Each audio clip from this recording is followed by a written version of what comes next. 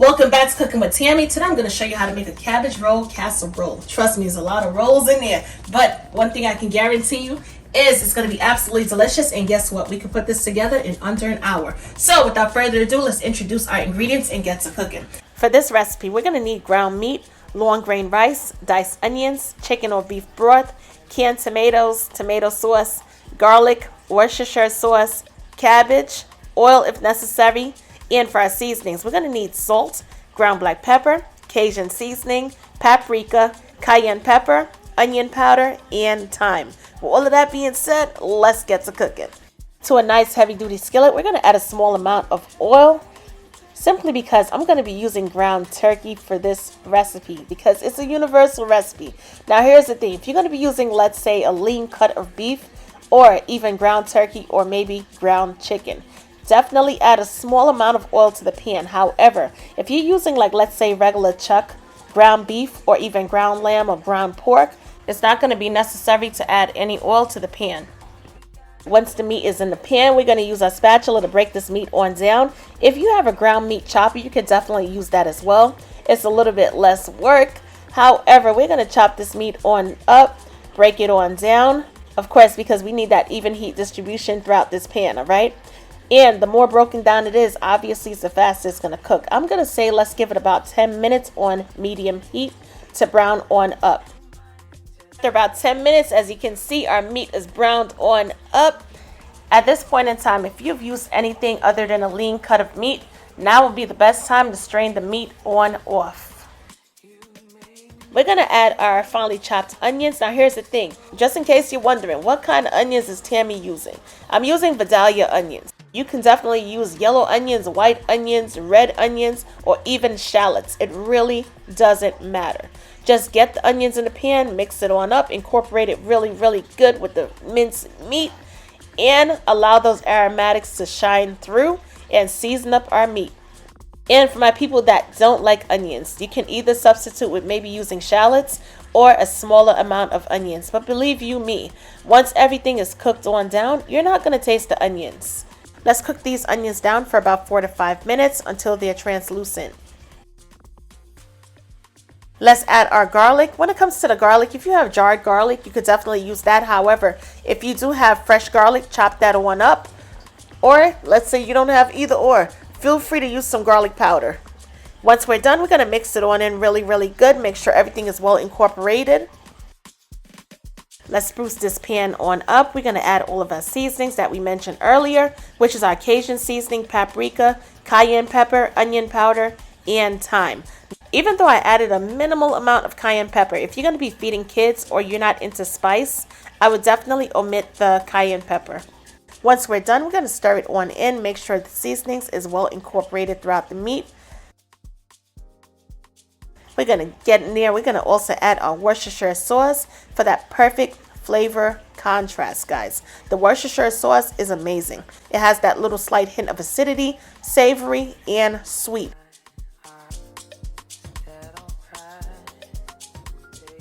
Once we're done, we're going to add our tomato sauce along with our diced tomatoes.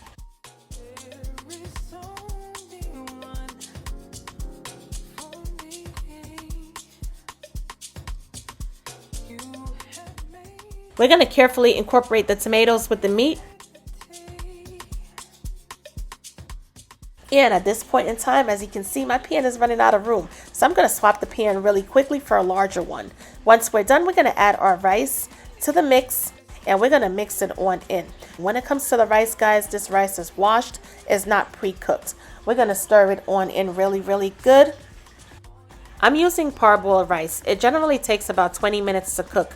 However, if you're going to be using, let's say, maybe a short grain rice or a substitute with any type of rice, definitely refer to the back of the package to reference the cooking time. Once your meat sauce is cooked all the way through, give it a quick taste. If the acidity from the tomatoes is too pungent, then add a small pinch of sugar to neutralize the acidity. Trust me, by adding a small amount, it's not going to change the flavor of the tomato sauce. It's not going to make it sweet by any means.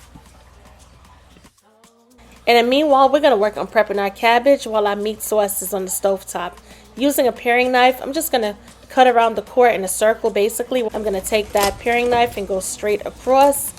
from the inside, and boom, we're done. Remove the core, toss it of course. And if there's any pieces on the cabbage that looks a little bit beaten up and a little battered, definitely cut that on off as well.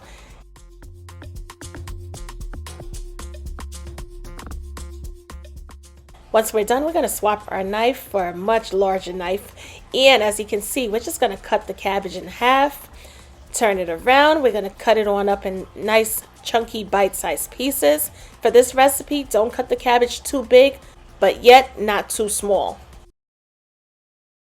We're going to use the entire cabbage simply because, just like turnip greens, mustard greens, and collard greens, or even spinach, once you start to cook the cabbage on down, the end result is not going to be as much as we started with. We're going to cut the other half of the cabbage on up.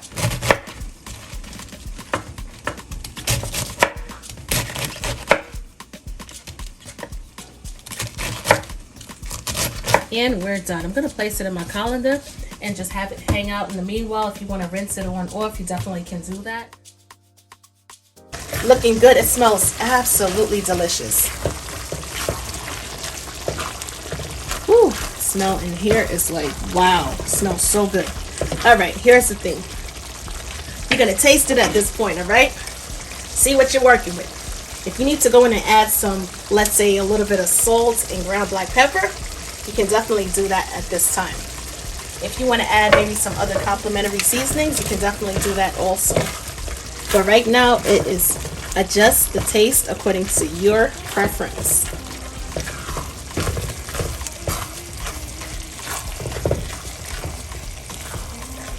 The type of rice that I'm using is, as I mentioned earlier, parboiled rice. So parboiled rice usually takes about 20 minutes to be cooked perfectly, all right? We're going to cover it on back down. At this point, our flame is going to be on low heat because we're just looking for that slow simmer for our rice to soften up just a little bit more. In the meanwhile, we're going to work on sauteing up our cabbage, all right? We're going to hit this pan off with a little bit of oil. I'm using avocado oil just in case you're curious and you want to know what is Tammy using. All right. We're going to spread the oil throughout the pan. And let's see, we are going to add our cabbage.